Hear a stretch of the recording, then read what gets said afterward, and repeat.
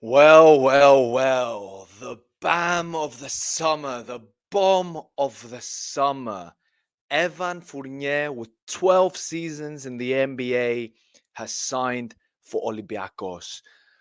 Arguably, could say the biggest signing the club has ever made. Definitely one of the biggest signings I've ever seen. Up there with Josh Childress, Linas Glazer, Vasilis Spanoulis, the return of Sasha Vezenkov this summer. One of Guaranteed one of the biggest signings we've ever made. The biggest signing a European team has made this season. And to be honest, the biggest signing both the basketball and the football team have made this season. Absolutely incredible stuff. Don't think many of us expected this to happen. Fournier himself had previously posted on social media about if he were ever to return to Europe, he'd want to play for a team like Olympiacos, which are like a big club. And now it's happened. Within very few hours, within a day of the Frenchman deciding he's coming back to Europe, the Gelopoli brothers were just like bang, bang, bang, did what they needed to do, sign him to a 2+1 year contract, reportedly for $4 million. So it would be what, 2 mil a year, which is not that crazy, considering what some other players in Europe are making. It's less than what Vezenkov's making, who I think is making 3 mil a year. And this man, Fournier, he was selected as the 20th pick in the NBA draft. He's played 12 seasons in the NBA. He's had over 700 games, averaged 13.2 points per game. He was averaging over 16 points per game when he was playing with the Orlando Magic. And he's played many tournaments with the French national team. This is a superstar. Olympiacos have signed a superstar, one of the biggest players we have ever signed in our history. Someone who could literally just turn it on offensively like this. He's very capable from behind the arc. He's got an excellent shot. His pump fakes, his drives. He's a brilliant offensive weapon. And Coach Barzokas now has an insane plurality of offensive talent on his team. Like, this is insane. I've never seen an Olympiacos roster this stacked. We have so many players in so many positions where you take one set of five on, you bring the second set of five on. It's insane to think about. So who'd you start with? You start with, let's assume this is off the top of my head. You go with Walkup at the 1, Dorsey at the 2, Fournier at the 3, Vezenkov at the 4, and then, well, Fall is injured at the moment, so Milutinov at the 5. And then they come off, and who comes on? You got you got Williams Goss at the 1, Vildoza at the 2, Papa Nicolau or McKissick at the 3. You got Peters at the 4, and then Fall, well, he's injured at the moment, so Wright at the 5. Like, you've got a second. Like, your bench players are incredible. Like McKissick, who 3-4 years ago was our best player, averaging like 12, 13 points a game, scoring 20 plus on Panathinaikos every game. He was our offensive spark. He was our defensive spark. He's now, third choice small forward, third choice at the 3, behind Fournier and Papanikolaou. Like, it's insane to think about. We have so many options. So trying to see how Barzokas manages to get everyone into the same mindset, to be able to, everyone expects us at this moment in time with these signings that have just come through, Vezenkov being signed a few weeks ago and, a month ago, and Fournier signing now. The betting odds have Olympiacos as the favorite now. Like, we're the favorite to win the Euroleague. I like, if Barzokas could get this machine going correctly, who can stop us? Realistically, who can stop us? Panathinaikos are the reigning champions, brilliant team. But you saw what we did in the Greek league. The two teams last year were very, very tight. The reason they won the Euroleague is because they beat Real Madrid. We are the 3 best teams in Europe: Olympiacos, Panathinaikos, and Real Madrid. Panathinaikos we can beat. We showed that in the Greek league. We showed that in the cup games. We can take them. We have a better roster compared to last year. And then who else is it? It's Real Madrid, the boogeyman. So realistically, I genuinely think we could win it this year. We have to win it this year. But if Bartokas manages to control everything, control the egos, get them everyone playing his way and making everything work as a team, then no one can stop us. Personally, I think we can win the whole thing undefeated. Obviously, that's not going to happen because it's basketball sport. No one wins undefeated. That's not going to happen. Not even the Warriors did that when they only lost 9 games this season. They actually lost the championship at the end. I'm not saying that. I don't care if we lose as many games as humanly possible. As long as we win it at the end of the year, that's all that matters. Now, one of the things is, will he be able to get a player like Fournier playing in his system? Fournier is not the best defensively, and we know that Barzokas and Olympiacos focus on the defensive side of things, on keeping their opponents to as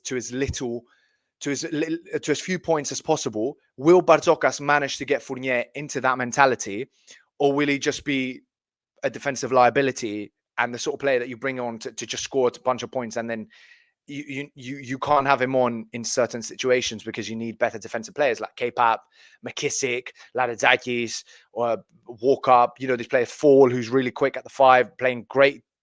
He's a great defender for his position. So will Bartokas be able to do that? Now, the second issue also is you have so many players, irrespective of the Greek league and how many foreign players you can play in the Greek league.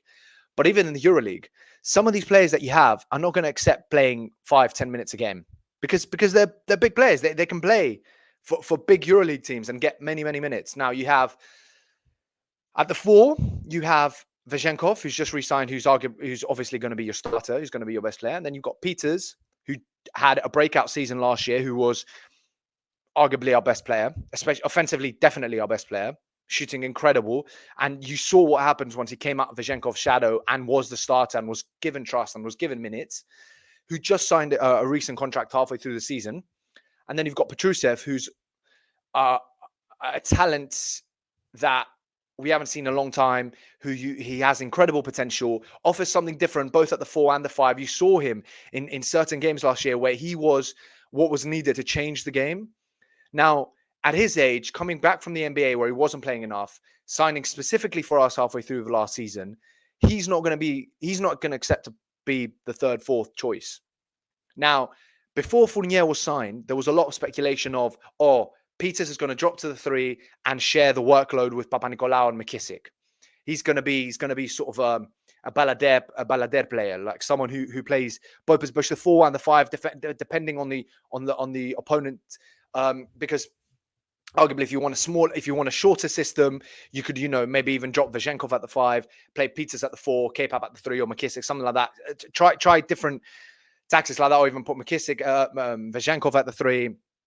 And play Petrusev at the 4. Now with Fournier signing, you have plurality at the 3 position, at the small forward.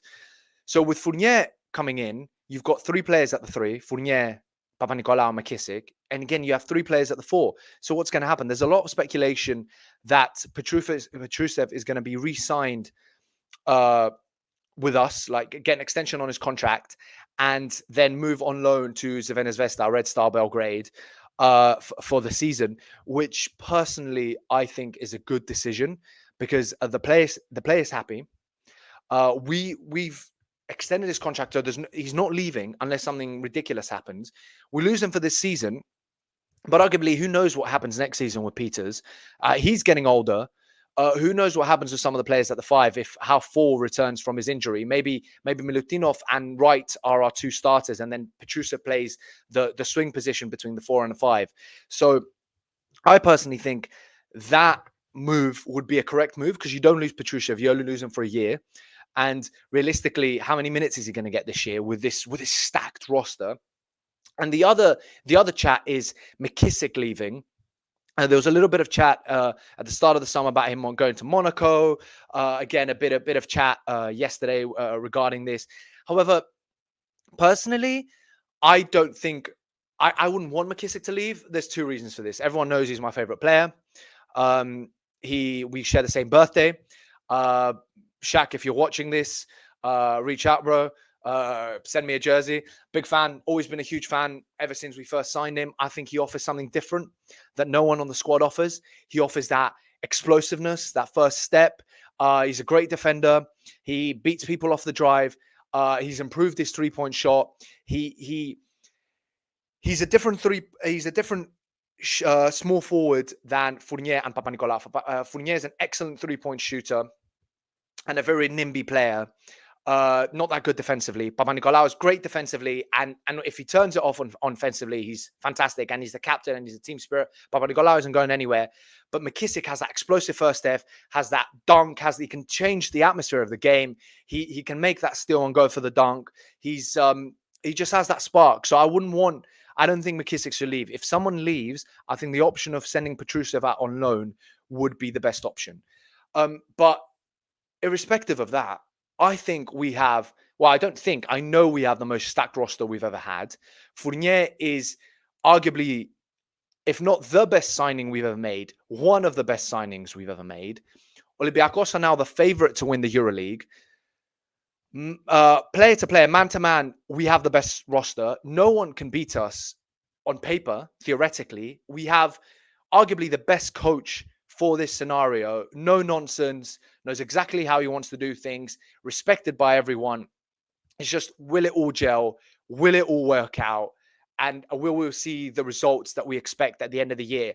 I hope so. I pray so. Maybe this is finally the year that the jinx of the number 1 seed winning the Euroleague happens, finally breaks. And let's see. I'm very excited. I've never been this excited. I mean, this was unbelievable yesterday. And shout out, final thing, shout out to the Adelphi Aggelopoulou, to the Aggelopoulou brothers that have heard so much shit this year, that have heard so much shit over their entire tenure as owners of Olympiacos. These people have they've come in clutch time and time again, and they've given me, as an Olympiacos fan, some of the biggest moments of my life, maybe even the biggest moments of my life, alongside the Conference League with the football team last year, because they've just done it and time again. And this basketball team just makes me proud to be an Olympiacos fan. And I know they're going to do us proud this year. So, Pam Olympiacos, Pam Thriller, and Vive la France. I can't wait to see Fournier on the court, man. Let's go. Let's go.